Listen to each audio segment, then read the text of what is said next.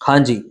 Hello दोस्तों, welcome back to Sanjay classes. तो I hope आप सभी बच्चे बहुत बढ़िया होंगे और आपकी लाइफ अच्छी चल रही होगी। तो ये क्वेश्चन आपके एग्जाम में आने आने वाला है, इसके जैसा ही रिलेटेड क्वेश्चन रहेगा, तो प्लीज सभी बच्चे ध्यान से समझेंगे। कैश फ्लो स्टेटमेंट है, फुल फ्लैज क्वेश्चन है, विद एडजस्टमेंट का क्वेश्चन है। तो आप लोगों को जो टेंशन होती है, डर रहता है क्वेश्चन को देख के, घबराने की कोई भी आवश्यकता नहीं, करा रहा हूँ बच्चों। कैश फ्लो स्टेटमेंट बनानी है फॉर द ईयर एंडिंग 31 मार्च 23, यानी करंट ईयर हमारे लिए है। तो सबसे पहले आप लोगों को बैलेंस शीट गिवन है दो, तो आपको डाटा को ऐसे पढ़ना है 31 मार्च 22, 31 मार्च 23। आप यहाँ पर ऐसे एरो का निशान लगा लोगे, ठीक है बच्चों। टीएस ग्रेवाल 2023 एडिशन यूज कर रहे हैं, पेज नंबर 4.66। अपनी कॉमन सेंस प्लीज लगाकर चलेंगे। मुझे बताओ, शेयर कैपिटल 4 से 6 लाख की हो गई, तो बताओ क्या आपका माइंड कहता है? जल्दी जल्दी रिप्लाई देना है। 2 लाख की इशू हुई है, और 2 लाख की इशू हुई है तो क्या है? Financing activity. आप पेंसिल से पेंसिल लिख भी सकते हो अपने माइंड को ध्यान रखने के लिए, कोई दिक्कत नहीं। किताब गंदी होती है, पेपर में भी। अब देखो, reserve and surplus SPL given है 1 लाख से 2 लाख का। रिजर्व एंड सरप्लस में फालतू आइटम नहीं है, एक ही आइटम है 2 लाख, 1 लाख से 2 लाख। और नीचे साफ साफ उन्होंने बोला है रिजर्व एंड सरप्लस के अंदर एक ही आइटम है, ब्रैकेट में एसपीएल। इसका मतलब this is net profit transfer to balance sheet. ये क्या है? Net profit transfer to balance. तो करंट ईयर का प्रॉफिट कितना होगा? 1 लाख। 2 लाख में से हम 1 लाख क्या करेंगे? माइनस। सिखाया था मैंने, current year minus closing balance minus opening. क्योंकि स्टार्टिंग में 1 लाख का था, अब 2 लाख का होगा, तो इस 1 लाख में कितने जुड़े हैं? 1 लाख। वो मैं निकाल के दिखाऊंगा। क्वेश्चन पढ़ते चलो, डोंट वरी। जिसका नोट है उसको नोट देख लेना। लॉन्ग टर्म बोरोइंग्स है 1, तो 1 लाख 10 से 0 की हो गई, very good. Sorry, short term long term borrowings 1 lakh, 1 lakh कुछ भी नहीं है। इसका मतलब स्टार्टिंग में भी 1 लाख की थी और अब भी कितने की है? 1 लाख। अरे बोल दो। तो सर इसका कुछ करना है, इस पे तो रेट भी नहीं दे रखा, तो इसकी वजह से तो कोई कैश का फ्लो हुआ ही नहीं, तो ये तो बेकार है, किसी काम का नहीं है। बाकी आगे पढ़ेंगे। शॉर्ट टर्म बोरोइंग्स 1 लाख 10 से 0 की हो गई। 1 लाख 10 से 0। तो शॉर्ट टर्म बोरोइंग्स में इन्होंने नोट दिया है, तो नोट पढ़ेंगे, ऊपर वाली चीज नहीं पढ़ेंगे। नोट में क्या लिखा हुआ है? नोट बैंक लोन 10 से 0 का हो गया। Current मैच्योरिटीज of long term debts 1 lakh से 0। बोलो भाई। तो इसका मतलब ये फाइनेंसिंग एक्टिविटी में पैसे चले गए, हाँ या ना? ठीक है सर। तो इतना दिमाग जो सब सीख रखा है उसको पकड़ के रखना। अकाउंट्स में यही खास बात होती है, पहले थोड़ा थोड़ा करते हैं और फिर एक फुल फ्लैश क्वेश्चन आता है जिसमें हमारे सारे कॉन्सेप्ट क्या हो रहे होते हैं? चेक हो रहे होते हैं। अब बताओ, ट्रेड पेबल्स क्रेडिटर 60 से 45 के हो रहे हैं। याद है इसकी कहाँ जरूरत पड़ती है? गेट खोल दो भाई। 60 से 45 का हो रहा है operating profit before working capital changes, उसमें काम आता है। उसके बाद काम आएगा, माइनस करेंगे, बताऊंगा। शॉर्ट टर्म प्रोविजन, प्रोविजन पे 2 नोट नंबर है, तो आज ये नोट नंबर 2 पर आओ फटाफट। 40 और 70। तो अगर क्वेश्चन साइलेंट होगा तो करंट ईयर वाला क्या होगा? मेड। प्रीवियस ईयर वाला क्या होगा? पेड। अरे बोल दो। अगर क्वेश्चन साइलेंट होगा तो करंट ईयर वाला क्या होगा? मेड। और प्रीवियस ईयर वाला क्या होगा? पेड। अरे बोल दो भाई। लेकिन नीचे एडजस्टमेंट पढ़ो, नीचे एडजस्टमेंट पढ़ो, देखो कितनी बढ़िया एडजस्टमेंट है।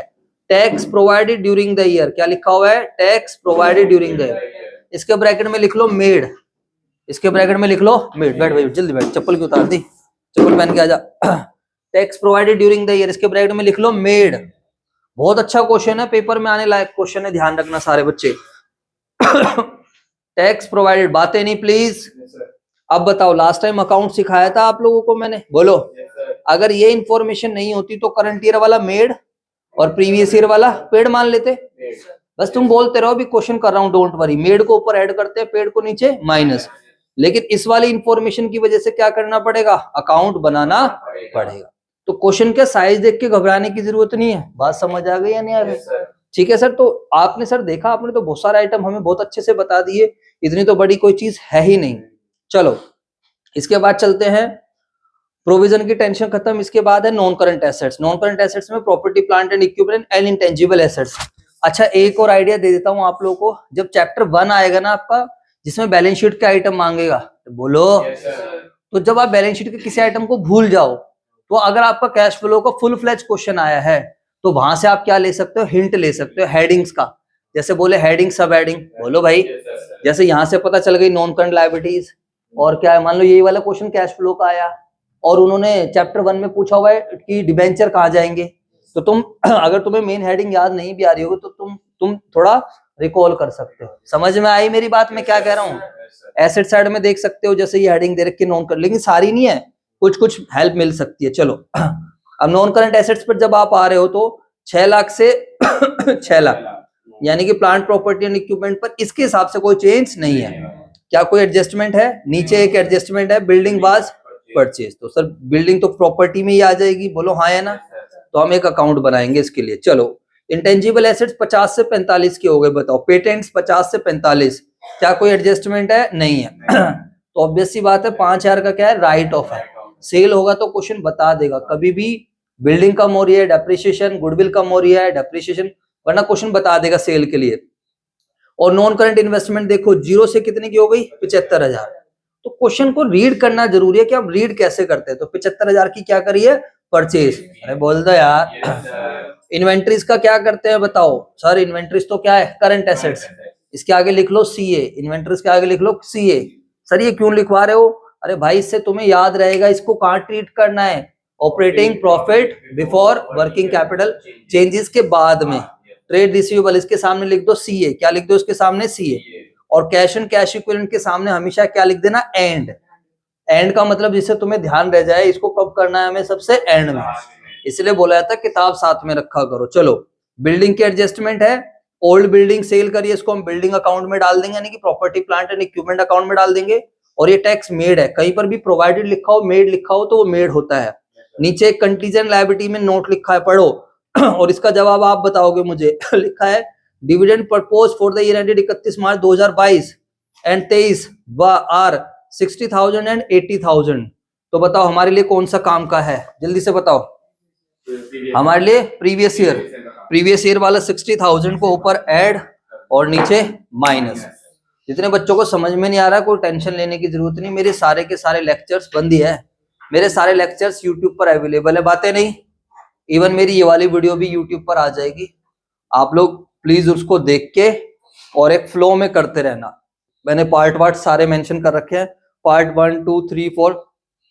लेकिन बच्चों cash flow from operating activity को समझने के लिए भाई दिमाग लगाना होता है, इतना आसान नहीं है बच्चों, मैं सीधा बता दे रहा हूँ, ठीक है। तो एक क्वेश्चन कराऊंगा, बाकी सारे आप लोग हाथ से यहीं पे प्रैक्टिस करोगे।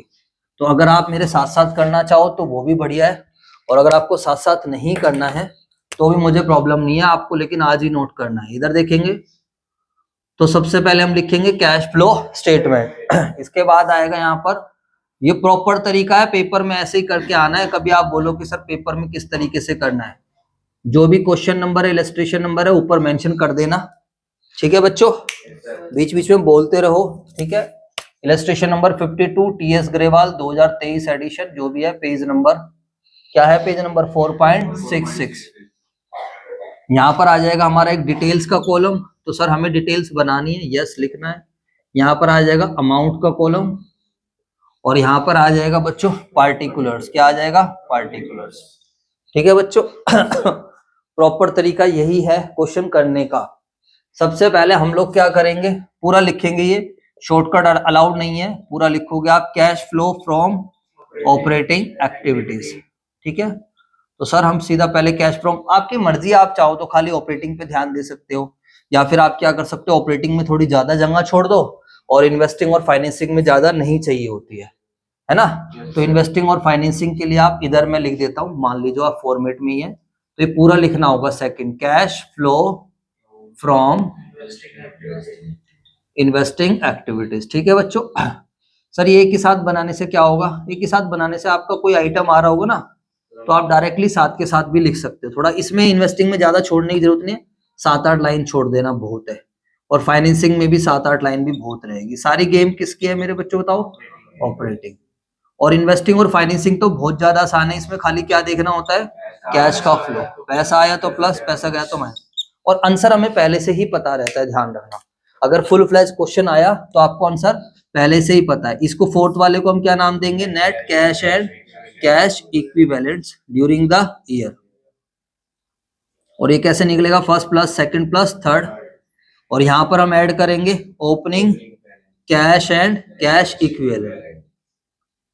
और फिर ये जो निकल कर आएगा ये किसके बराबर आना चाहिए मेरे बच्चों बताओ? Closing cash and cash equivalents. अगर आपको आंसर ही निकालना है तो मैं आपको बताऊं क्या है, इधर देख लेंगे। जैसे closing cash and cash equivalents कितने का है? क्लोजिंग बैलेंस देखो आप सभी बच्चे। What is the closing balance of cash and cash equivalents बताओ। हाँ, तो यानी कि ये आएगा 85। समझ में आया? ये किसके बराबर आना चाहिए? 85,000। कुछ बच्चों को नहीं दिख रहा है तो मैं क्वेश्चन भी दिखा देता हूँ। ये रहा बच्चों closing cash and cash equivalent, this is 85,000। और opening cash and cash equivalent कितना है? 30,000। अरे बोलो भाई। तो इसका मतलब है एक तरीके से अगर मैं रिवर्स में बोल तो इसका मतलब यहाँ पर कितना आना चाहिए? 55,000। बोलो हाँ या ना?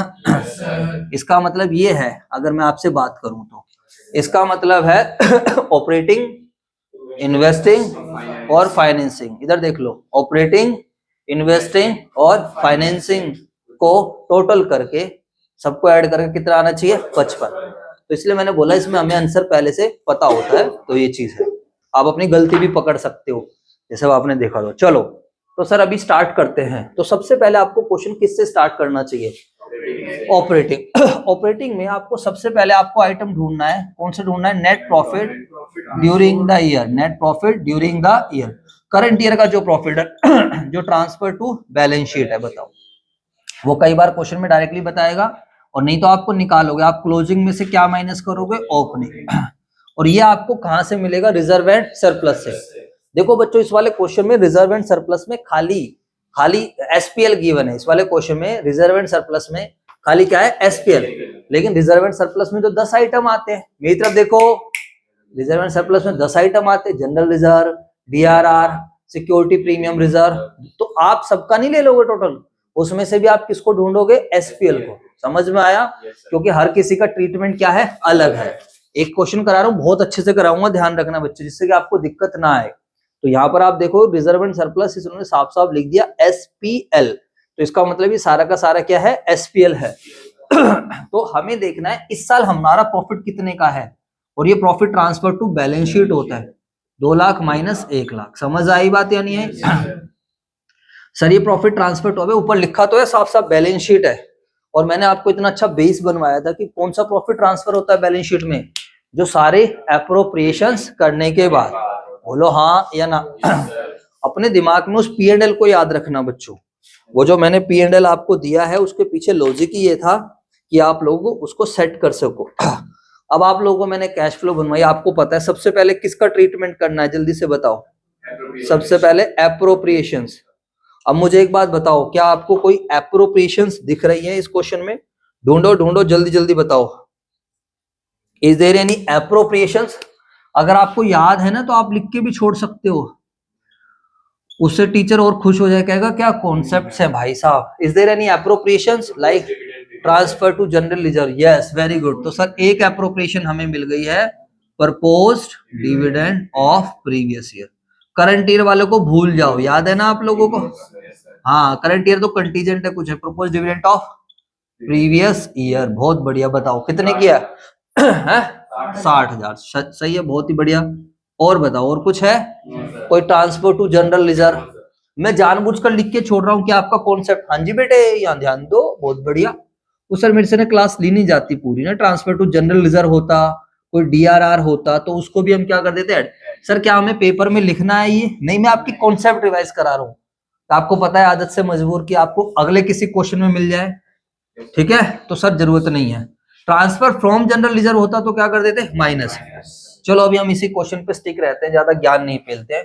इसके बाद हम एक चीज और ऐड करेंगे, that is provision for tax made वाला। कौन से वाला ऐड करेंगे? Provision for tax made during the year. तो मेरे बच्चों, आपको मेड ना ऑलरेडी पता है क्वेश्चन में। मेरे पास थोड़ा जगह कम है, वैसे मैं अकाउंट भी बना सकता हूँ, बट चलो वर्किंग नोट नंबर 1 और एक अकाउंट भी बना देते हैं। जब कभी भी प्रोविजन फॉर टैक्स के रिगार्डिंग इंफॉर्मेशन हो तो मेरे प्यारे बच्चों क्या कर लेना? अकाउंट। क्या बात है सर, बड़े मल्टीटास्किंग करते हैं। क्या करें यार, अभी हमारी एंटिटी बड़े लेवल पे नहीं गई, इसलिए सब खुद करना पड़ता है। आइए जी सारे बच्चे करें भाई साहब। इधर देखेंगे तो गौरव ध्यान से समझियो, सब समझ में आ जाएगा, ऐसी कोई दिक्कत नहीं है। 2-4 क्लासेस मिस करे वो बात अलग है। प्रोविजन फॉर टैक्स कैसे अकाउंट बनाते हैं, इधर देखेंगे। दिस इज आएगा पेपर में, मैंने पहले बता दिया है। Provision for tax, accumulated depreciation, normal asset, इन 3 के अलावा ज्यादा कुछ मिलना नहीं है, ध्यान रखना है घूम फिर के। और फिर कभी कभी ये सोचो एक एक क्वेश्चन नहीं कराता मैं कभी भी, आपको पता ही है। तो थोड़ा अब सर ये अकाउंट कैसे बनाएंगे? This is liability. और लायबिलिटी के बैलेंस क्या होते हैं, जल्दी से बताओ। क्रेडिट तो बताइए, व्हाट इज ओपनिंग बैलेंस, जल्दी से बताओ। प्रोविजन फॉर टैक्स का ओपनिंग बैलेंस, ओपनिंग बैलेंस। हाँ जी बेटा, आप भी बोल सकते हो। हाँ जी, कितने का बैलेंस है, कहाँ खो गए हो, पानी चाहिए, पानी पिलाओ भाई ने। ओपनिंग बैलेंस है 40,000 और क्लोजिंग बैलेंस कितना है, देखो देख के बताओ, 70,000। ठीक है, नीचे वाली लाइन पढ़ो सारे बच्चे, जो बच्चे ऑनलाइन देख रहे हैं उन्हें भी दिखा देते हैं, वैसे आप किताब साथ में रखा करो। ये रहा मेरे बच्चों, ये रहा ओपनिंग बैलेंस और ये रहा क्लोजिंग बैलेंस। 31 मार्च 23 एंड है तो क्लोजिंग ओपनिंग ये आ जाएगा। और नीचे क्या लिखा हुआ है, टैक्स प्रोवाइडेड प्रोवाइडेड प्रोवाइडेड। तो मेरे बच्चों प्रोवाइडेड का मतलब होता है मेड, अंडरलाइन कर लो इस बात को। तो यहाँ पर लिखेंगे मेड से बताओ प्रोविजन बढ़ जाएगा या कम हो जाएगा, बढ़ जाएगा।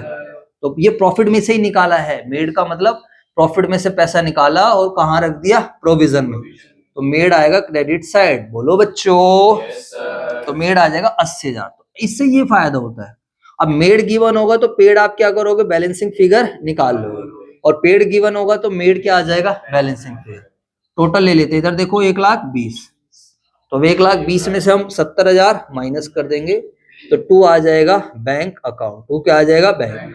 तो this is paid balancing figure. अब चक्कर क्या है, जब आप प्रैक्टिस नहीं करोगे ना तो पेपर में कॉन्फिडेंस नहीं आएगा, और फिर आप टाइम लगा दोगे दूसरे से वेरीफाई करने के चक्कर में ही आपका बहुत टाइम वेस्ट हो जाएगा। इसीलिए आपको क्वेश्चंस अपने हाथ से करने जरूरी होते हैं। समझ में आ गई बात। अब एक एडजस्टमेंट होगा, उस पर निशान लगा दो भाई, एक की टेंशन हो गई मेरी खत्म। अब आपको पता है मेड को ऊपर यहां पर ऐड करना होता है, और पेड को आपको पता है लास्ट में ही क्या करूंगा मैं, माइनस करूंगा। होता तो ये ऑपरेटिंग आइटम ही है, जवाब दो यार।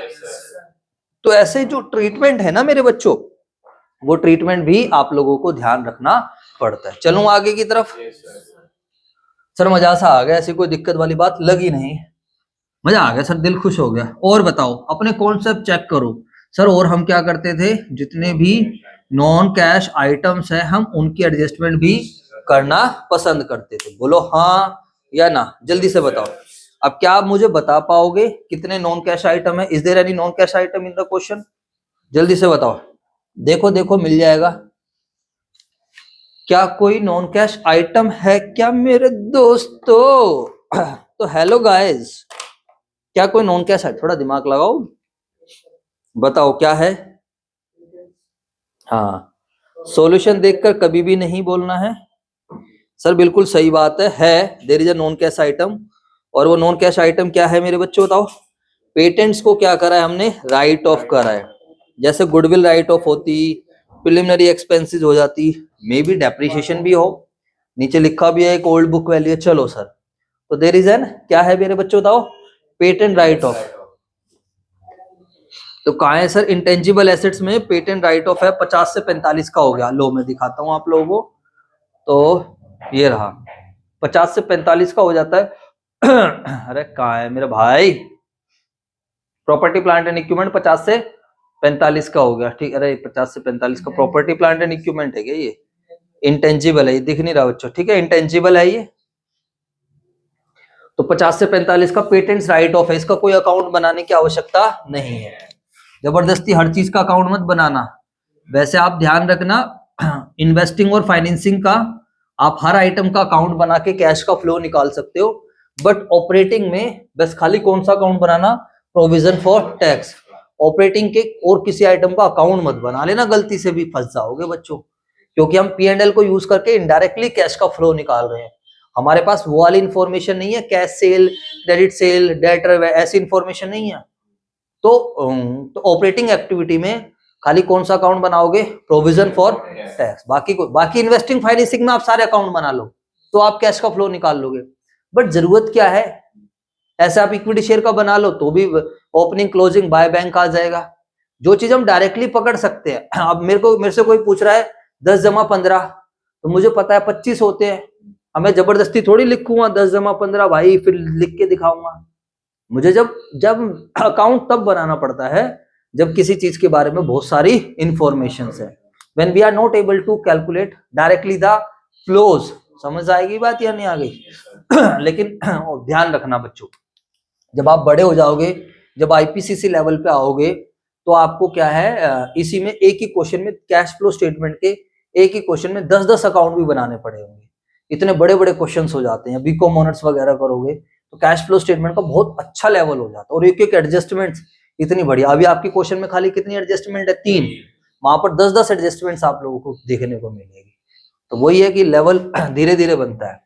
तो बताइए पेटेंट्स कितने का राइट ऑफ हुआ है, 50 से 45, तो यानी कि 5,000 रुपए का कोई कैश का फ्लो नहीं हुआ है। उसकी वजह से प्रॉफिट जरूर कम हुआ है बट कैश का फ्लो नहीं हुआ है। दैट्स वाई हमने इसको क्या कर दिया, ऐड कर दिया। सर क्या कोई डेप्रिसिएशन नाम की चीज हो सकती है? तो चलो देख लेते हैं यार, हमें इंफॉर्मेशन इन्होंने दे रखी है बिल्डिंग की है, तो गुडविल वुडविल तो नहीं है। अगर कोई गुडविल रिटर्न ऑफ होती तो उसको भी हम क्या कर देते, ऐड कर देते, बट वो नहीं है। कोई प्रिलिमिनरी एक्सपेंसेस होता, प्रिलिमिनरी एक्सपेंसेस राइट ऑफ होता, उसको भी हम ऐड कर देते। या फिर कोई discount on issue of debenture होता, कोई क्या होता, discount on issue of debenture. अगर कोई discount on issue of debenture return of होता तो हम उसको भी क्या कर देते, ऐड कर देते। बोलो हाँ या ना। सर ये हमने कॉन्सेप्ट के लिए बताया। नाउ वी शुड प्रिपेयर, अब हमें क्या बना लेना चाहिए, अब हम एक अनदर अकाउंट पर जाना चाहिए जिससे हमारा काम चल जाए, और उसका नाम रखते हैं हम property plant and equipment. Building मत नाम दो क्योंकि ऊपर क्या है, प्रॉपर्टी प्लांट एंड इक्विपमेंट। तो बच्चों ध्यान रखना इसी के अंदर अब सारे आ जाएंगे, बिल्डिंग मशीनरी, अगर बिल्डिंग सेल हो रही है वो भी इसी में आएगा, मशीनरी सेल हो रही है वो भी इसी में, क्योंकि हमने सारा टेंजिबल एसेट्स में रख दिया इसको, प्रॉपर्टी प्लांट एंड इक्विपमेंट। भाई प्रॉपर्टी के अंदर सब आ गया, लैंड बिल्डिंग प्लांट और इक्विपमेंट। अब बताइए ओपनिंग बैलेंस जल्दी से बताओ। ओपनिंग बैलेंस कितना है प्रॉपर्टी प्लांट और इक्विपमेंट का? बच्चों मैं बार बार किताब नहीं दिखा पाऊंगा आप लोगों को, बताओ ओपनिंग बैलेंस 6 लाख और क्लोजिंग बैलेंस, अच्छा क्लोजिंग बैलेंस भी इन्होंने 6 लाख का ही दिखाया है। तो बच्चों ध्यान रखना ये ऐसा नहीं है ओरिजिनल कॉस्ट पर है, ऐसा कुछ भी नहीं है। ओरिजिनल कॉस्ट पे होता तो क्या होता, एक्यूमुलेटेड डेप्रिसिएशन वर्ड कहीं लिखा होता, ऐसा नहीं है, वो इत्तेफाक वाली बात है। बट जो भी आपको नीचे इंफॉर्मेशन गिवन है अब आप इसको एडजस्ट करोगे। बताओ अप्लाई योर कॉमन सेंस, क्या लगता है बिल्डिंग वाज परचेज, तो इससे क्या होगा फटाफट बताओ। अच्छा ठीक है, बताओ बिल्डिंग वाज परचेज, इससे क्या होगा फटाफट बताओ, अरे बोलो ना। तो अगर पैसा गया तो बिल्डिंग तो बढ़ जाएगी ना, बोलो हाँ है ना। टू बैंक अकाउंट, तो यहाँ पर हम क्या डालेंगे, to bank account, this is purchase, कितने रुपए की है 75,000। अगला बताओ सारे बच्चे, बिल्डिंग वाज परचेज फॉर 75,000। आगे बताओ मेरे बच्चों क्या है, ओल्ड बिल्डिंग जिसकी बुक वैल्यू थी 63,000 रुपए, उसको सोल्ड कर दिया at a loss of 5,000। It's very very easy, कितने में सेल कर दिया होगा, कॉमन सेंस। 63,000 रुपए की चीज 5,000 के लॉस पे बेच रहे हो तो 58,000 में बेची होगी, बोलो ना। और लॉस कहां पर आता है, यहाँ आएगा। अरे बोल दो यार, तुम भी यार दिमाग खराब करते रहते हो यार। अबे बहुत आसान अकाउंट होता है, समझ आया। एसेट्स के बैलेंस क्या होते हैं, debit, opening balance, closing balance. Assets को परचेज करा तो एसेट्स क्या हो गई, बढ़ गई, ये बेकी है। क्वेश्चन ने बोला है 63,000 की बुक वैल्यू वाली कितने के लॉस पे बेकी, 5,000, इसका मतलब वो कितने में जा रही है, 58 में, 5,000 का लॉस। अब ऑब्वियस सी बात है यहाँ से डेप्रिसिएशन क्या निकलेगा, बैलेंसिंग फिगर। अगर बैलेंस बचता है तो, नहीं बचता तो कोई दिक्कत नहीं है। देखते हैं टोटल करके, तो 6,75,000 और 6,75,000 में से हम माइनस कर देंगे ये सब, बताओ 6,63,000 तो कितने का आ जाएगा, 12,000। अरे बोलो बच्चों, तो bye depreciation this is balancing. ऐसे आपको यूज करना आना चाहिए, समझ आया नहीं है, अकाउंट ऐसे साथ के साथ। अब देखो मिल गया ना, एक लॉस आ गया, लॉस क्या होता है, नॉन ऑपरेटिंग एक्सपेंस। डेप्रिसिएशन क्या है, नॉन कैश आइटम, तो हम यहाँ पर ऐड कर देते हैं मेरे बच्चों, बताओ depreciation on plant and machinery, और दूसरा इफेक्ट नहीं होगा, समझ आ रहा है। और सर और बताइए सर, नॉन कैश आइटम उसके अलावा क्या था हमारे पास, नॉन ऑपरेटिंग एक्सपेंसेस। ये आपको हेडिंग याद रह जाते तो टीचर खुश हो जाएगा, कहेगा क्या बच्चे हैं भाई साहब, समझ में आ गया नहीं आ गया। कहते हेडिंग तक याद लिख रखी है, वैसे नहीं भी लिखते हो डायरेक्ट भी कर सकते हो, बट ज्यादा इम्पैक्ट ये पड़ता है सब लिख दो। तो बताओ लॉस कितने का एफर्ट है, ये तो आपको याद रखने के लिए भी तो है ना, loss on sale of plant and machinery या प्रॉपर्टी प्लांट एंड जो भी कुछ है, कितने का लॉस हुआ है 5,000। समझ आया? अरे बोल दो। yes, हाँ जी, आप बताइए बेटा, इस बैंक का क्या करेंगे प्रॉपर्टी प्लांट एंड इक्विपमेंट में? क्या नाम है तुम्हारा? अरे नाम क्या है? भूमिका। हाँ बताओ, इसका क्या करेंगे? हाँ भाई धर्मवीर बता बेटे, क्या करेंगे 58,000? क्या है ये 58,000? हाँ क्या सेल करी है? हाँ ठीक है, अब क्या करें, इसका इफेक्ट कहाँ जाएगा ये, जल्दी बताओ। बस करंट एसेट्स। हाँ भाई गौरव, नॉन ऑपरेटिंग आइटम थोड़ी है यार, ये नॉन करंट एसेट्स है हमारी। क्या करेंगे इसका? हाँ भाई कहाँ प्लस कर देंगे? ऑपरेटिंग में बस। अबे लुल्लू, ये प्रॉपर्टी प्लांट ये इन्वेस्टिंग एक्टिविटी का पार्ट है ना, परचेज एंड सेल तो कहाँ जाता है? इन्वेस्टिंग में, तो इसको हम इन्वेस्टिंग में ऐड कर रहे होंगे, और ये जो परचेज है इसको इन्वेस्टिंग में क्या कर रहे होंगे? माइनस कर। समझ आया? ये नॉन कैश वाला ये ऑपरेटिंग में ऐड हो गया, कहाँ ऐड हो गया? नेट प्रॉफिट में, और ये भी ऑपरेटिंग में कहाँ पर ऐड हो गया? नेट प्रॉफिट में। समझ आया? ऐसे ध्यान रखना होता है, ये मेड है तो इसको ऑपरेटिंग एक्टिविटी में नेट प्रॉफिट में ऐड, और जो पेड है इसको ऑपरेटिंग एक्टिविटी में लास्ट में, सबसे कहां पर? लास्ट में माइनस। समझ आया? तो सर अब इससे क्या फायदा हुआ? इससे हमें काफी कुछ, सर सारी इंफॉर्मेशन खत्म? यस एवरीथिंग इज ओके, अब बस इतना ही काम करना था, इसके बाद तब 5 मिनट में क्वेश्चन खत्म होने वाला है। अब बताओ सारे बच्चे, इसको ऐड करो पहले फटाफट सबको, 60, 65, 70 और 82। अरे बोलो। अब इन सबको ऐड करेंगे तो क्या नाम आएगा? 1,82,000। इसको नाम दो, पहले नामकरण करो, क्या नाम देंगे इसको जल्दी से बताओ। हाँ इसको नाम दिया जाएगा operating profit before working capital changes. समझ में आ गई बातें? नहीं आ गई? बस यहीं तक की मेहनत थी, इसके बाद हमारी ऐसा कोई मेहनत नहीं है। इसके बाद सिंपली क्या देखना है हमें? कैश का फ्लो देखना है। इसके बाद सिंपली हमें क्या देखना है? कैश का फ्लो। 2,62,000, इसमें हमने प्रपोज डिविडेंड का नहीं करा क्या? क्या छोड़ दिया? इनका आ रहा है operating profit before working capital changes, 2,62,000 का आ रहा है, तो हमने क्या छोड़ दिया ऐसा? प्रोविजन फॉर टैक्स मेड वाला नहीं लिखा क्या? तो बोलते क्यों नहीं हो जब यहाँ लिख दिया तो? नालायक को 80,000 रुपए का ये आएगा। सर हम तो गधे हैं ही, इसमें दिक्कत वाली कोई बात ही नहीं है। 80 से 1,62,000, चलो जी 1,62,000 और ये आ जाएगा 2,62,000। तो जब आप एग्जाम्पल कर रहे हो तो पहले अपनी मेहनत कर लो, उसके बाद फिर ऐसे थोड़ा मैच कर लो। अरे बोल दो, जिससे कि हमें एंड में जाके गलती का पता ना चले। अब बिल्कुल सही है, तो एक छोटा सा हमने लिखा था बट हमने उसका अमाउंट नहीं डाला था। इसके बाद कोई भी टेंशन नहीं है, इसके बाद सिंपली क्या देखना है मेरे बच्चों? कैश का फ्लो। ठीक है, और अब किसके अंदर हम कैश का फ्लो देखेंगे? करंट एसेट्स और करंट लायबिलिटीज। अब जितने बच्चों ने घर जाके पढ़ा है उन्हें तो मजा आ रहा है, अब जिन्होंने नहीं पढ़ा उनका फिर हम क्या ही कर सकते हैं। चलो ऊपर से शुरुआत करते हैं, करंट लायबिलिटीज बताओ। तो सर आप हमें बताओ ना प्लीज। चलो जी बच्चों, तो बोरोइंग को तो छोड़ देंगे क्योंकि बोरोइंग तो किसका पार्ट है? फाइनेंसिंग का।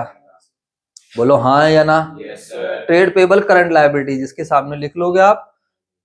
तो बताओ 60 से 45 की हो गई, क्या करेंगे जल्दी से बताओ? तो डिक्रीज इन करंट लायबिलिटी, ये अलग से लिखने की जरूरत नहीं है, सीधा लिख दो डिक्रीज इन ट्रेड पेबल। तो पैसा गया, तो पैसा गया तो माइनस, माइनस के लिए क्या कर देंगे? ब्रैकेट। अगला सर शॉर्ट टर्म प्रोविजन को देखेंगे? नहीं नहीं नहीं, ध्यान रखना, इसको मत कर लेना करंट लायबिलिटी की तरह ट्रीट, ये स्पेशल आइटम है, इसको तो मेड और पेड के लिए चक्कर है। प्रोविजन के अंदर क्या ये सब दे रखा है, बोलो हाँ या ना? इसको मत कर लेना यहाँ पर, कभी आप सोचो कि यहाँ पर decrease in short term provision हो रहा है 60 से 40 से 70 का हो रहा है, increase in short term provision में लिख देता हूँ फिर काट देता हूँ, तो ऐसा नहीं है मेरे बच्चों, ये स्पेशल आइटम है, इसका कुछ नहीं करना। इसका ऊपर मेड में काम आएगा ये, और पेड में अकाउंट बन गया तो अलग से ट्रीटमेंट हो गया। अरे बोल दो, कभी ज्यादा दिमाग लगाओ। चलो उसके बाद चलते हैं एसेट्स में। बताओ एसेट्स में कौन सी देखोगे, फटाफट बताओ। सर नॉन करंट एसेट से कोई लेना देना नहीं है, करंट एसेट्स। इन्वेंट्री बताओ 10 से 15, इन्वेंट्री और डेटर को देखेंगे, बाकी को लास्ट। इन्वेंट्री क्या है बताओ, एक तो कैश एंड कैश इक्विवेलेंट तो वो तो लास्ट में थी। इन्वेंट्री 10 से 15 बताओ, अगर इन्वेंट्री 10 से 15 है तो क्या करेंगे, इंक्रीज इन इन्वेंट्रीज, जल्दी बताओ। 5,000 रुपए प्लस करेंगे लुल्लू, माइनस इन्वेंट्रीज परचेज कर ली हमने तो पैसा चला गया। इसके बाद बताओ क्या है, डेटर है, जल्दी से बताओ। डेटर कितने के, 30 से सॉरी 1,20,000 से 1,95,000, तो हमारे 75,000 क्या हो रहे हैं, ब्लॉक हो रहे हैं। तो इंक्रीज इन ट्रेड रिसीवेबल, तो कोई व्यक्ति हमारे पैसा ब्लॉक कर रहा है, तो इसका मतलब हम उसको क्या करेंगे, माइनस। अगर हम किसी का पैसा ब्लॉक करेंगे तो वो क्या है बताओ, इनफ्लो, और हमारा पैसा कोई अगर ब्लॉक करेगा तो वो क्या है, आउटफ्लो। समझ आया? तो 75 और 5 80, 80 और 15 95, तो 95,000 रुपए हम यहाँ पर माइनस करेंगे। फिर हम एक नाम और देंगे, तो मैं थोड़ा इस वाले नाम को ऊपर दे देता हूं मैं यहाँ पर। इसको हम नाम देते हैं कैश फ्लो, बोल लो या cash generated, cash flow from operation before tax, before tax. अब एक्स्ट्रा ऑर्डिनरी आइटम तो है नहीं, बोलो हाँ या ना, तो क्यों जबरदस्ती बीच में लाना, बोलो भाई। अगर एक्स्ट्रा ऑर्डिनरी आइटम होता तो फिर बात थी, अब एक्स्ट्रा ऑर्डिनरी आइटम नहीं है तो लिखना भी मत। तो sir cash flow from operation before tax. बताइए अब सारे बच्चे कितने का आया है वो जल्दी से बताओ। ये जो इसको टोटल करा हमने 2,62,000 में से 95,000 माइनस करो, तो बताओ कितना आएगा। अरे मैडम कैलकुलेटर दे देना, अंदर रखा है। 2,62,000 में से 1 लाख घटाओगे तो क्या आएगा, 1,62,000। 1,62,000 में 5 जोड़ दो तो 1,67,000 आएगा। क्या आएगा, 1,67,000। समझ आया मैंने कैसे करा, बोलो। पहले मैंने आसानी के लिए ऐसे करा, तरीका होता है ये। 1 लाख तो आसानी से माइनस कर देते, बोलो ना। तो पहले 2,62,000 में से मैंने 1 लाख माइनस कर दिया, तो सिंपल मिल गया 1,62,000। बट एक्चुअली में तो 1 लाख माइनस नहीं करना था, 95। तो मैंने फिर क्या करा, 5,000 प्लस कर दे, तो डायरेक्टली हो गया। समझ आया? पेपर में आप ऐसे कर सकते हो। अब यहाँ पर हम माइनस करेंगे टैक्स पेड। क्या माइनस करेंगे, टैक्स पेड। तो बताइए मेरे बच्चों, tax paid during the year, और इसको आपको हमेशा कैसे लेना, नेट ऑफ रिफंड। अगर कोई भी रिफंड होगा तो माइनस करके, ऊपर वाले प्रोविजन फॉर टैक्स होता है ना, इसको भी हमेशा कैसे लेना होता है, नेट ऑफ रिफंड। अगर कभी भी रिफंड वाला टैक्स होगा तो पहले ही माइनस करके लेना। 80 है, 80 में से रिफंड वाले पोर्शन को माइनस कर देना पहले ही। बताना कोई रिफंड विफंड है ही नहीं सर। सर कितने का पे करा है, 50,000। अरे बोल दो। तो इट्स वेरी वेरी इजी, और ये आ जाएगा, दिस इज। अब इसको प्यार से नाम दे दो, cash flow from operating activities. तो 1,17,000। अब आप इसको चेक करो, क्या आपका 1,17,000 आ रहा है या नहीं आ रहा है। सर वेरी गुड, कॉन्ग्रेचुलेशन, बहुत बहुत बधाई हो, हमारा 1 नंबर बिल्कुल सही आया है। समझ आई बात या नहीं है, बोलो। तो एक क्वेश्चन आपको कराना बहुत ज्यादा, देखो 33 मिनट लग चुके हैं मुझे, और अभी भी कोई जल्दबाजी नहीं है, क्योंकि आंसर निकालना एक अलग चीज होती है, किसी चीज को पढ़ना समझना। मेरे बैग में होगा, पढ़ना समझना, that is a different thing. अरे बात समझ में आ गई या नहीं आई? और इन्वेस्टिंग फाइनेंसिंग देखो कैसे 5 मिनट में खत्म हो जाएगा। कितने मिनट में खत्म हो जाएगा, 5 में। सारी गेम किसकी है, ऑपरेटिंग। सर इन्वेस्टिंग में है ही क्या, लो बताओ कितने की सेल करी है, बताओ फटाफट डालो। Sale of property, sale of property plant and equipment, जल्दी से बताओ कितने के, 58। तो 58,000 का प्लस पैसा आया। इन्वेस्टिंग फाइनेंसिंग में खाली कैश का फ्लो, पैसा आया प्लस, पैसा गया माइनस। तो purchase of plant and property, plant and equipment बताओ कितने की है, 75,000, पैसा गया माइनस। है और कुछ है सर? और आप देख लो, नॉन करंट इन्वेस्टमेंट था एक बस, और कुछ है ही नहीं मेरे बच्चों। जबरदस्ती करोगे क्या, बताओ। नॉन करंट इन्वेस्टमेंट 0 से 75, बताओ क्या हुआ, नॉन करंट इन्वेस्टमेंट 0 से 75 की हो गई, तो बताओ प्लस या माइनस। तो purchase of non current investment 0 से 75, 75,000 माइनस। है सर ये खत्म हो गई, यस इन्वेस्टिंग खत्म हो गई, कुछ है ही नहीं, देख लो ढूंढ लो, तुम्हारा मन है तो ढूंढो कोई और इन्वेस्टिंग आइटम दिख जाए तो जबरदस्ती थोड़ी डालेंगे। तो मैंने पहले ही बोला 1.5 लाख नेगेटिव। अब देखो इसको कैसे करेंगे, 1.5 लाख नेगेटिव, 58 पॉजिटिव है, तो 1.5 लाख से 50 कैंसिल हो जाएगा, 1 लाख नेगेटिव, अरे बोल दो यार। Yes, sir. 1 लाख फिर 8,000 फिर पॉजिटिव बच गया, तो कितना बच गया? 92,000 नेगेटिव। तो इसको आप नेगेटिव में ही डालना। समझ में आ गई बात? अब आपकी बुक बोल देती है कैश यूज्ड, आपकी बुक क्या बोल देती है? Cash used. और यूज के बाद क्या नाम है? नेगेटिव भी लिख देती है। तो ऑफिशियली वो सही नहीं है। When you are using the word used, interpretation करे तो फिर नेगेटिव नहीं बनता, क्योंकि यूज आपने बता दिया। अरे बोल दो यार। Yes, sir. अब वो ऑथर क्या कर रहा है? यूज भी लिख रहा है और फिर ब्रैकेट भी लगा रहा है, तो फिर वो दोनों चीज कॉन्ट्राडिक्शन कर जाती है। तो मैं इसके थोड़ा सा अगेंस्ट हूँ। समझ में आ गई बातें? नहीं थोड़ा लो में या थोड़ा डीपली अगर हम जाएं तो समझ में आ गई। बट अकाउंट्स है तो इग्नोर मार देते, छोड़ो। तो you can use the word cash flow from investing activity. तो सिंपली आप सीधा क्या लिख देना? इन्वेस्टिंग, लेकिन ब्रैकेट लगा देना। समझ में आ गई बात? Yes, sir. इसका मतलब हम कह रहे हैं कि हमारे पास इन्वेस्टिंग एक्टिविटी से कितने का फ्लो हुआ है? माइनस का 92,000। इसका मतलब क्या है कि पैसा आया नहीं है और पैसा गया है। और अगर ठीक है मेरे बच्चों, तो आपके लिए ज्यादा बेटर यही है। बाकी आप यूज भी लिख दोगे तो कोई टेंशन नहीं है।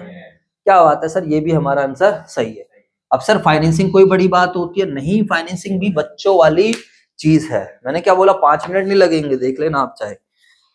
चलो फाइनेंसिंग में चलते हैं। तो सर फाइनेंसिंग का आइटम देखो, शेयर कैपिटल हुई है 4 से 6 लाख। नीचे क्वेश्चन पढ़ो, कोई बोनस तो नहीं है? अगर बोनस होगा तो हम इसको भी नहीं लेंगे, क्योंकि कैश का फ्लो होना चाहिए। तो बताओ अब यहाँ पर क्या आएगा? प्रोसीड्स फ्रॉम, क्या आएगा? Proceeds from issue of share. अब 2 लाख सीधा लिख दो। समझ आया? Yes, sir. अगर प्रीमियम बढ़ रहा होता, याद करो, भूलना मत पहले वाली क्लासेस, प्रीमियम बढ़ रहा होता तो इंक्लूडिंग प्रीमियम ले। याद आ रहा है? Yes, sir. हाँ सर बिल्कुल आपकी बात जायज है। लॉन्ग टर्म बोरिंग्स 1 लाख से 1 लाख है, कुछ भी नहीं हो रहा है। सर हमें भी दिखाओ। लो जी बेटा, बुक इसलिए आपके पास होनी जरूरी है। तो लॉन्ग टर्म बोरिंग्स 1 लाख से 1 लाख है, तो हम कुछ भी नहीं करेंगे। शॉर्ट टर्म बोरिंग्स में चलते हैं नीचे। 1 लाख से 0 की हो गई है current मैच्योरिटीज of long term debts. अरे बोल दो। Yes, sir. तो इसका मतलब हमारे पास से पैसा चला गया है। बोलो। Yes, sir. अगर हमारा कर्जा 1 लाख से 0 का होगा तो हमने पैसा दिया है, और पैसा दिया है तो माइनस। और बैंक लोन भी कितना हो गया? 10,000 से 0, तो bank loan paid, bank loan paid. 10,000 से 0 तो 10,000 है। यहाँ पर लॉन्ग टर्म डेट्स पेड लिख सकते हो। और कुछ आएगा? जल्दी से बताओ। सर नहीं, तो मेरे बच्चों ज्यादा जल्दबाजी नहीं करनी है। ज्यादा जल्दबाजी हमेशा नुकसानदायक होती है। जो आपने प्रपोज डिविडेंड था प्रीवियस ईयर का, क्या वो यहाँ नहीं आएगा? बोलो भाई, पेमेंट भी तो करी है, डिविडेंड पेड भी तो करा है। और डिविडेंड पेड करना क्या होता है? Financing activity. तो propose dividend paid of previous year, ऊपर ऐड होगा, एडजस्टमेंट है, और दूसरा यहाँ पर माइनस। समझ आ गया? Yes, sir. अब टोटल करके देखो, और तो मुझे नहीं लगता कुछ भी है। नो सर, मजा आ गया सर। 1,10,000, 1,70,000 और 2 लाख, कितना आएगा? 30,000, है ना? 1,30,000। अरे बोल दो यार। चलो अब हम टोटल करके देखते हैं। तो 1,17,000 जमा 30 कितना बनेगा? 1,47,000। और 1,47,000 में से 92 क्या कर दो? माइनस। तो 1 लाख, वैसे वही वाला तरीका सही है। 1,47,000 में से 1 लाख माइनस करो तो 47, और 5 प्लस कर दो। अरे बोल दो। Yes, sir. ये तरीका मैंने अभी खड़े खड़े बनाया आप लोगों के लिए। अरे बोल दो। है? हाँ, जितना भी करना है देख लेते हैं। जो भी आ रहा है, मैंने थोड़ा जल्दबाजी कर दिया। रुको 1 मिनट, दोबारा। 1,17,000 और 30 कितना हो गया? 1,47,000 हो गया। मेरा 92 माइनस करने का मन नहीं कर रहा है, सिर में दर्द हो गया। बोलो। Yes, sir. तो 1,47,000 में से पहले सीधा कितना माइनस कर दो? 1 लाख। 1 लाख माइनस करा तो कितना बचा? 47। लेकिन माइनस कितना करना था? 92। तो 8 क्या कर दो? बोलो हाँ, है ना? तो 47 और 8 55। क्या बात है सर, वो तो हमें पहले से ही पता था। समझ आया नहीं आया? अब मान लो आपको 55 ना आए, मान लो आपका 55 ना आए, आपका ये आ रहा हो, यहाँ पर पेंसिल से लिख लेना। मान लो यहाँ पर आपका आ जाए मेरे बच्चों 50 आ जाए, इधर देख लो प्लीज। मान लो, अरे बातें नहीं, समझ लो इधर। मान लो आपका कितना आ जाए? 50। तो फिर आप देखना, अरे यार साला 50 आना तो चाहिए था 55। यार ये दिक्कत का है 5। फिर अकाउंट देखना, ओ लॉस डालना भूल गए। समझ में आया नहीं? हो सकता है कि loss on sale of machinery तुमने नहीं डाला हो, बात समझ आई या नहीं आई? या एक आइटम और था, राइट ऑफ पेटेंट नहीं डाला हो, पेटेंट रिटर्न ऑफ नहीं डाला, जैसे फाइनल अकाउंट में नहीं करते थे, 4,000 का डिफरेंस आ गया तो 4,000 का देख लो। अरे बोल दो भाई यार, 12th के बच्चे फिर भी ऐसे रिस्पॉन्स रहता है। तो मुझे लगता है कर लोगे सारे बच्चे। सर अब इसको थोड़ा रीड कराओ, मैं अब इसको रीड करा देता हूँ, क्वेश्चन को कर देता हूँ क्लोज। इस कैश फ्लो स्टेटमेंट बहुत बढ़िया स्टेटमेंट है, ये हमारी कंपनी की कैश का एनालिसिस कराने में हमारी हेल्प करती है कि ड्यूरिंग द ईयर हमारे पास कितना पैसा आया और किस किस एक्टिविटीज से। समझ आया नहीं है? ऑब्जेक्टिव्स, तो ऑब्जेक्टिव जब आप थ्योरी में पढ़ोगे तो वो यही है कि how much cash and cash equivalents we are generating और यूजिंग थ्रू वेरियस एक्टिविटीज। अब यहाँ से आप लोगों को इतना आइडिया लग चुका है कि ऑपरेटिंग क्या, इन्वेस्टिंग क्या है, फाइनेंसिंग क्या है। तो अब आप लोगों को पता चला कि भाई मेरे पास ऑपरेटिंग एक्टिविटी से मैं देखूं तो मेरा जो मैं काम धंधा कर रहा हूं, जो मेरा व्यापार चल रहा है, उससे मेरे पास कितने पैसे आए हैं, 1,17,000। और इन्वेस्टिंग से मेरे पास कुछ आया नहीं है, इन्वेस्टिंग से पैसे गए हैं। समझ आया? तो मेरे पास ऑपरेटिंग से 1,17,000 आए, बाढ़ में गए, और फाइनेंसिंग से कितना है, 30। इसका मतलब ड्यूरिंग द ईयर मेरे पास जो टोटल कैश आया होगा, इधर देख लो, ड्यूरिंग द ईयर जो टोटल पैसा आया होगा वो इन तीनों से तो होगा, ऑपरेटिंग, इन्वेस्टिंग और फाइनेंसिंग। तो भाई अब ये 92,000 मैंने यूज करे, ऑब्वियस सी बात है वो यहीं से यूज हुए होंगे, बोलो हाँ है ना? या फिर यहाँ वाले यूज हुए होंगे। ऐसा थोड़ी होता है जब मैं रेंट दे रहा हूँ तो मैं ये देख रहा हूँ अच्छा ये फीस का पैसा है तो रेंट दूंगा, ऐसा थोड़ी पैसे पड़े रहते हैं तो वो तो हम देते रहते हैं, बोलो हाँ है ना? तो 92,000 रुपए मैंने इसमें से पे करे होंगे या इसमें से कुछ पे कर दी, उससे क्या मतलब है हमें? नेट में अगर हम देखें तो ड्यूरिंग द ईयर हमारे पास टोटल पैसा कितना आया है, 55,000। समझ आया? 55,000 हमारे पास टोटल है, और पहले से पड़ा था हमारे पास, और पहले से कितना पड़ा था, 30। तो ये किसके बराबर होना चाहिए, क्लोजिंग के बराबर। और क्लोजिंग, अब आप अपना आंसर चेक कर सकते हो, देखो closing cash and cash equivalents कितना है, 85,000। अरे आपको मेरी बात समझ आई या नहीं आई? तो ये रहा। तो ये फायदा होता है अगर आपके पेपर में फुल फ्लैज क्वेश्चन आता है तो मेरे बच्चों, अगर आपके पेपर में फुल फ्लैज क्वेश्चन आता है तो this is the advantage, and I hope आप सभी बच्चे इसको क्या है कर लो। अब सभी बच्चे इसको नोटिंग करो। एंड हाँ, अगर आपको वीडियो अच्छी लगी तो प्लीज लाइक, शेयर, सब्सक्राइब जरूर कर दे। ये क्वेश्चन पेपर में आने वाला है, इसी तरीके का क्वेश्चन आएगा। And thank you so much बच्चों। अच्छा सर कोई डाउट पूछना हो तो मेरा नंबर ले लो आप, डाउट पूछना है तो 9716980980। आप इस नंबर पर मेरे दोस्तों व्हाट्सअप, ओनली व्हाट्सअप करोगे, कोई भी बच्चा कॉल नहीं करेगा। आई होप से बच्चों को मेरी बात समझ आ गई। तो आज के लिए फिर इतना ही। थैंक यू सो मच दोस्तों।